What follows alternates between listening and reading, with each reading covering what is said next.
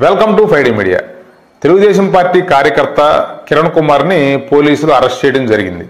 దీనికి సంబంధించిన వివరాలు కనుక మనం చూసినట్లయితే ఆంధ్రప్రదేశ్ మాజీ ముఖ్యమంత్రి అయినటువంటి జగన్మోహన్ రెడ్డి గారి భార్య అయినటువంటి భారతి గారి గురించి ఇతను కొన్ని అనుచిత వ్యాఖ్యలు చేయడం అయితే జరిగింది. ఆ వ్యాఖ్యల్ని ఖచ్చితంగా అందరూ ఖండించవలసిందే. మనం కూడా ఆ వ్యాఖ్యల్ని ఖండిస్తున్నాం.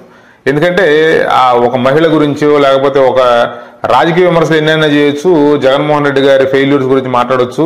గత 5 ఏళ్ల కాలంలో ఆయన పరిపాలన సాగించిన విధానాల గురించి విమర్శించవచ్చు. కానీ వాళ్ళ కుటుంబానికి సంబంధించి లేకపోతే వాళ్ళ పిల్లల పుట్టుకలకు సంబంధించిన కామెంట్లు, వాళ్ళ పుట్టుకలకు సంబంధించినటువంటి వ్యవహారాల గురించి మాట్లాడడం అనేది అది సహేతుకం కాదు. కాబట్టి ఏంటంటే ఈ కిరణ్ కుమార్ చేసిన వ్యాఖ్యలను అందరూ ఖండించాల్సిందే. అందరూ ఖండిస్తున్నారు కూడా. తెలుగుదేశం పార్టీకి సంబంధించిన సోషల్ మీడియా వాళ్ళు, తర్వాత తెలుగుదేశం పార్టీకి సంబంధించినటువంటి నాయకులు కూడా ఈ కిరణ్ కుమార్ మాట్లాడిందని ఖండిస్తున్నారు. ఇక అట్లాగే at the same time YSRCP వాళ్ళు సోషల్ మీడియాలో ఈ కిరణ్ కుమార్ మీద దాడి చేస్తున్నారు, విపరీతంగా విమర్శిస్తున్నారు. ఇది తప్పని గగ్గోలు పెడుతున్నారు. వైఎస్ఆర్సీపీ నాయకులు కూడా దీన్ని ఖండిస్తున్నారు. వాళ్ళు కూడా ఏడుపులు పెడబొబ్బులు పెడతా ఉన్నారు. తర్వాత ఇక ఈ గోరంట్ల మాధవ్ అయితే పోలీసుల సమక్షంలో అతని మీద దాడి చేయడం కూడా మనం నేను చూసాం. కాబట్టి ఏంటంటే ఈ వ్యవహారాన్ని ఇది ఖచ్చితంగా తప్పే. అతను మాట్లాడిన దాన్ని పక్కన పెట్టి దీనికి సంబంధించిన విశ్లేషణ కనుక మనం చూసినట్లయితే ఇప్పుడు ఈ కిరణ్ కుమార్ అనే వ్యక్తి తెలుగుదేశం పార్టీలో ఒక సామాన్య కార్యకర్త. అతను మాట్లాడాడు అంటే అతనుకున్న నాలెడ్జి, అతనుకున్నటువంటి ఆ మేధావితనం అవన్నీ కూడా ఏంటంటే కొంత పరిమితులు ఉంటాయి. ఆ కార్యకర్త స్థాయిలో ఉన్నాడు కాబట్టి అతను మాట్లాడిన లాంగ్వేజ్ తప్పే. ఖచ్చితంగా అతను మాట్లాడిన తప్పు అయినప్పటికీ కూడా అతను మాట్లాడిన దాన్ని టోటల్గా మనం ప్రాతిపదికగా తీసుకుని తెలుగుదేశం పార్టీని దూషించడం కానీ, తెలుగుదేశం పార్టీ వాళ్ళ పని విధానాన్ని విమర్శించడం కానీ చేయడం అనేది కరెక్ట్ కాదనేది నా ఉద్దేశం. ఎందుకంటే కిరణ్ కుమార్ అనే వ్యక్తి తెలుగుదేశం పార్టీలో ఒక సామాన్య కార్యకర్త.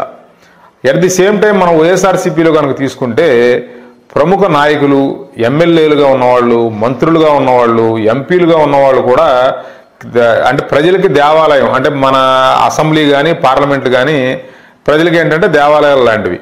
చట్టాలు చేస్తూ ఉంటారు. అక్కడ ప్రజల కోసం చట్టాలు చేస్తూ ఉంటారు. ప్రజలు వ్యక్తులను ఎన్నుకుని వాటికి పంపిస్తూ ఉంటారు. అసెంబ్లీకి కానీ పార్లమెంట్ కానీ పంపిస్తూ ఉంటారు. అట్లాంటి దేవాలయాలు లాంటి ఆ ప్రదేశాల్లోనే ఈ వైఎస్ఆర్సీపీకి సంబంధించినటువంటి నాయకులు గతంలో పచ్చి బూతులు మాట్లాడిన సందర్భాలు అనేక ఉన్నాయి. గతంలో చంద్రబాబు నాయుడు గారు ఒక సందర్భంలో ఆయన కొంత మానసిక క్షోభం అనిపించడం, ఆయన మీడియా ముఖంగా ఆయన రోధించడం ఇవన్నీ మనం గతంలో చూసాం. దీనికి సంబంధించిన సన్నివేశం, దీనికి సంబంధించిన ఇన్సిడెంట్ కూడా జరిగింది సాక్షాత్తు ఆంధ్రప్రదేశ్ అసెంబ్లీలోనే.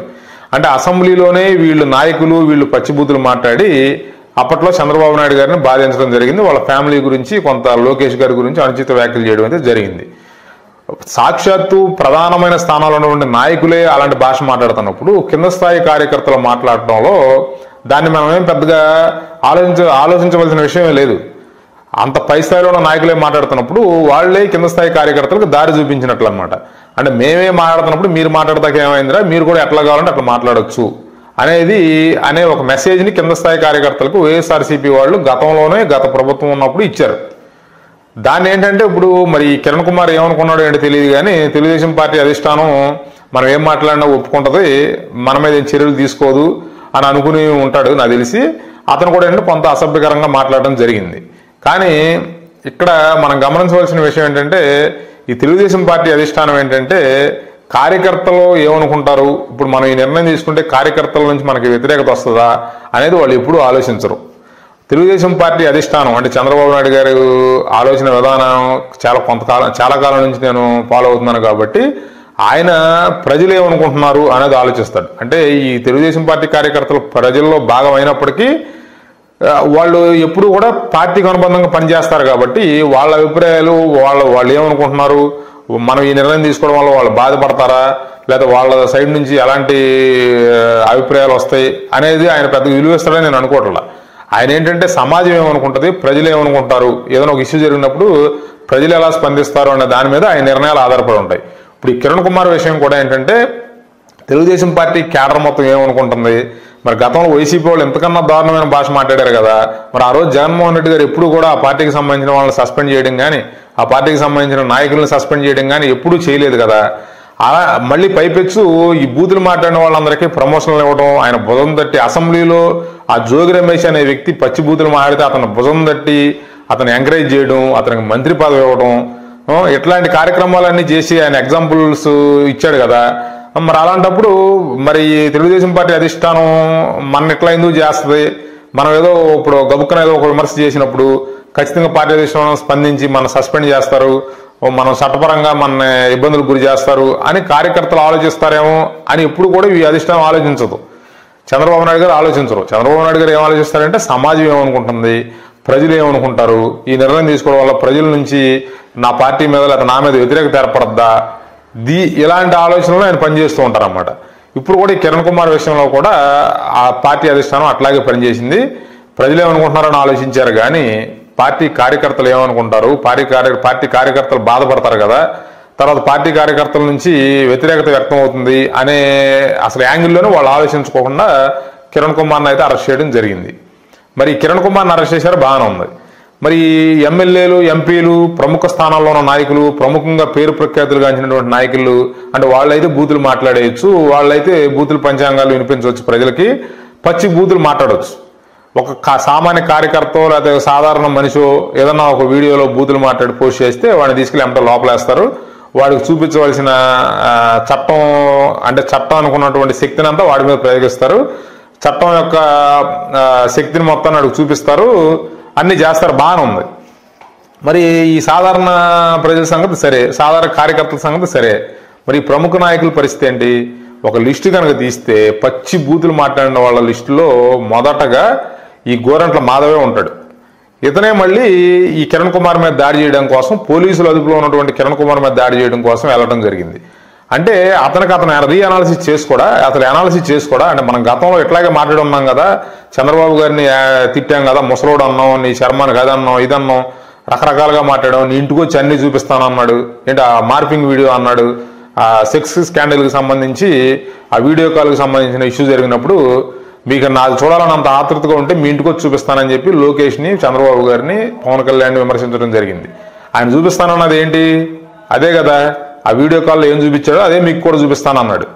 అంటే అతనే ఇప్పుడు వచ్చి మళ్ళీ కిరణ్ కుమార్ చేసినటువంటి వ్యాఖ్యలు తప్పు అని చెప్పి అతను కొట్టడానికి వెళ్ళటం, అతని మీద దాడి చేయడం, ఇట్లాంటివన్నీ చేస్తున్నాడంటే చేశాడు. పోలీసులు కూడా చోద్యం చూస్తూ ఉన్నారు. మరి అతని మీద ఈ పాటికే అతను కేసు బుక్ అయింది అంటున్నారు, కేసు ఫైల్ చేశారంటున్నారు. మరి అది ఏం జరుగుతుందో చూడాలి దాని గురించి. ఇట్లా వైసీపీ వాళ్ళు ఒక రకంగా వ్యవహరిస్తారు, తెలుగుదేశం పార్టీ అధిష్టానం ఒక రకంగా వ్యవహరిస్తుంది.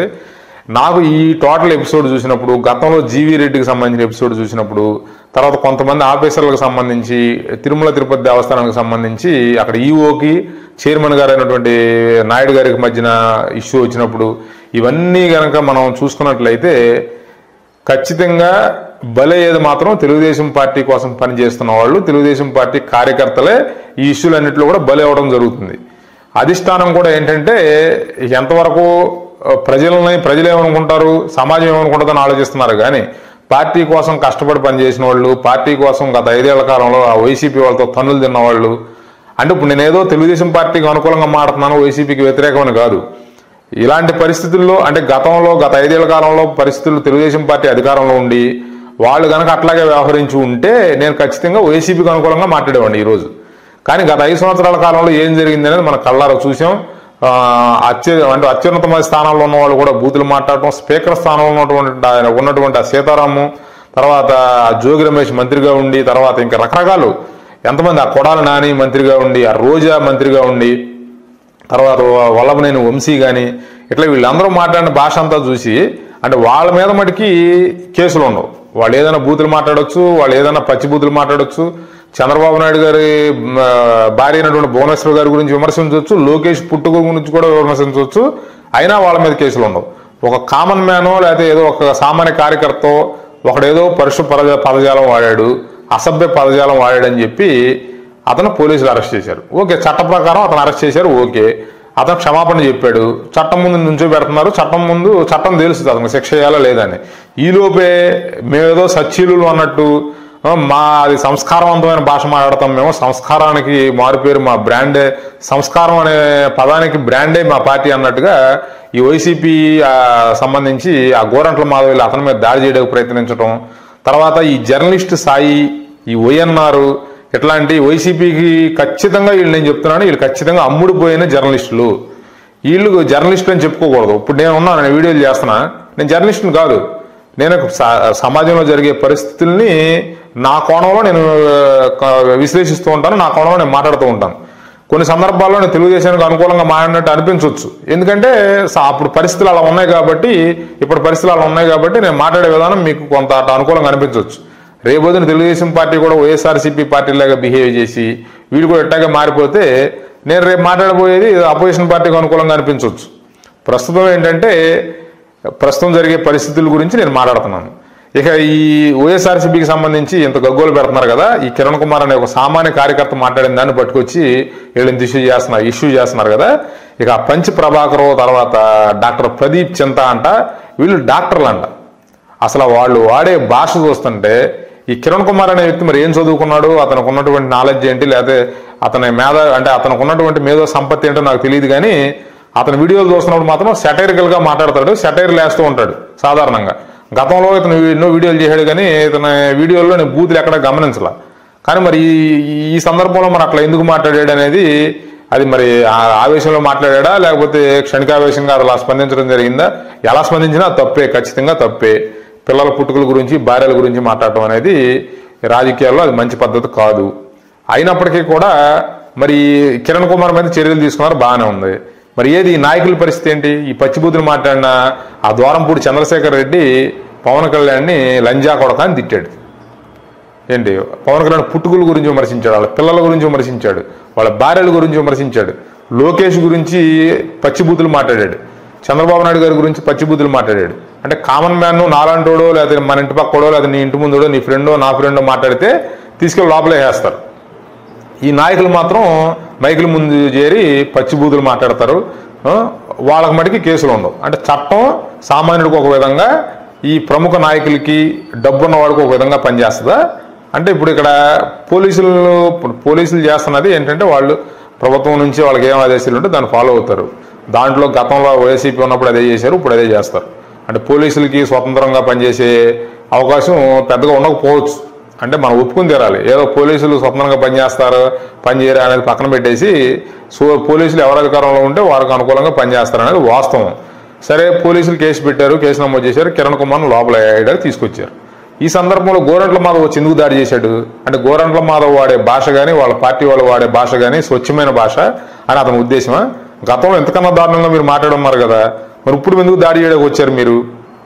అది కూడా గతంలో ఇతను ఒక పోలీస్ ఆఫీసర్గా పనిచేసి పోలీసుల అదుపులో ఉన్నటువంటి వ్యక్తి మీద దాడి చేయడం అంటే, అది చట్టాన్ని ఎంత దారుణంగా కించపరచడం, చట్టాన్ని ఎంత వ్యతిరేకించడం. అంటే చట్టానికి ఇతను ఏమాత్రం గౌరవిస్తున్నాడు అనేది మనకి క్లియర్గా అర్థమవుతుంది. అది మళ్ళీ పైగా సాక్షాత్ ఇతను ఎంపీగా పనిచేశాడు గతంలో. ఏదో వీధి రౌడీ లాగా, రోడ్ సైడ్ గూండాలు ఉంటారు కదా, రోడ్ సైడ్ గూండాలలాగా కూరగాయల షాపులు కాడ వాటి కాడ ఇటు కాడ రూబాబు చూపించుకుంటూ నేను ఇదే అని చెప్పి వసూళ్ళు దందాలకు పాల్పడతారు చూసారా, వాళ్ళు కూడా ఇంత దారుణంగా ప్రవర్తించరు. పోలీసులు అదుపులో ఉన్న వ్యక్తి మీదకి వెళ్ళి డోర్ తీసి అతను దాడి చేయడానికి ప్రయత్నం చేశాడంటే, మరి అంటే ప్రస్తుత పరిస్థితి ఎట్లా ఉంది మన రాష్ట్రంలో అనేది మనకు అర్థం చేసుకోవచ్చు. అంటే ప్రభుత్వం ఎంత స్ట్రాంగ్గా ఉంది, ప్రభుత్వం తర్వాత పోలీసులు అనేవాళ్ళకి ఈ ప్రతిపక్షం అనేది ఎంత విలువిస్తుంది అనేది మనకు అర్థమవుతుంది. కాబట్టి ఏంటంటే, ఈ కూటమి ప్రభుత్వానికి కానీ చంద్రబాబు నాయుడు గారికి కానీ తెలుగుదేశం పార్టీకి కానీ, అంటే తెలుగుదేశం పార్టీ అధికారంలోకి రావాలి, వైఎస్ఆర్సీపీ ఖచ్చితంగా అధికారం కోల్పోవాలి, అధికారంలోంచి దిగిపోవాలి అని నేను బలంగా కోరుకున్నాను. కాబట్టి ఇప్పుడు నేను ఈ కూటమి ప్రభుత్వానికి కానీ చంద్రబాబు నాయుడు గారికి కానీ లోకేష్ గారికి కానీ నేను చేసే విజ్ఞప్తి ఏంటంటే, కామన్ మ్యాన్ కిరణ్ అంటే అతను కామన్ మ్యాన్ కిరణ్గా అతను చెప్పుకుంటాడు. సరే, అతను కామన్ మ్యాన్నా కాదనేది పక్కన పెట్టి, అతను తెలుగుదేశం పార్టీలో చిన్న స్థాయి కార్యకర్త. అతను ఒక నిజంగానే సమాజం యాంగిల్లో చూస్తే అతను ఒక కామన్ మ్యాన్. అతని మీద ఇంత బలంగా పనిచేసినటువంటి చట్టం, అతని మీద ఇంత బలంగా పనిచేసినటువంటి పోలీస్ వ్యవస్థ మిగతా వాళ్ళ మీద కూడా పనిచేయాలి కదా. ఈ పచ్చిబూతులు మాట్లాడే నాయకుల మీద పనిచేయాలి కదా. ఖచ్చితంగా వీళ్ళందరి మీద కేసులు బుక్ చేసి వీళ్ళని కూడా లోపల వేయాలి కదా, వీళ్ళ మీద కూడా దాడులు చేయాలి కదా. అంటే వీళ్ళని అరెస్ట్ చేసే సందర్భంలో తెలుగుదేశం పార్టీ వాళ్ళు వెళ్ళి వాళ్ళ మీద దాడులు చేసి పోలీసుల సమక్షంలోనే వాళ్ళ మీద దాడులు చేయాలి కదా. మరి ఇవన్నీ వీటి గురించి ఆలోచించండి.